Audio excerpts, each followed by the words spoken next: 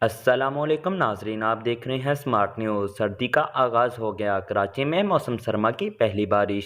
کراچی میں موسم سرما کی پہلی بارش کے بعد سردی بڑھ گئی۔ محکمہ موسمیات کے مطابق شہر میں آج مطلع جزوی آبرآلود رہے گا۔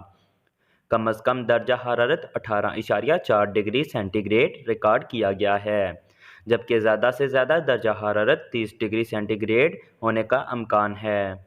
اس کے علاوہ شہر میں ہوا میں نمی کا تناسب 72% ریکارڈ کیا گیا ہے، جبکہ اس وقت 25 کلومیٹر فی گھنٹہ کی رفتار سے ہوا چل رہی ہے۔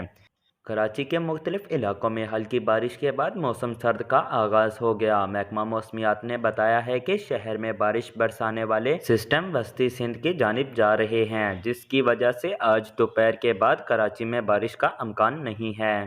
محکمہ موسمیات کے مطابق چند علاقوں میں ہلکی بارش یا بوندا باندی ہو سکتی ہے، جبکہ آئندہ ایک ہفتے تک شہر میں بارش کا کوئی امکان نہیں ہے۔ یاد رہے کہ گزشتہ روز مغربی لہر کے ذریعے اثر کراچی میں کہیں کہیں ہلکی بارش بوندا باندی ہو سکتی ہے، جس سے موسم خوشگوار رہے گا۔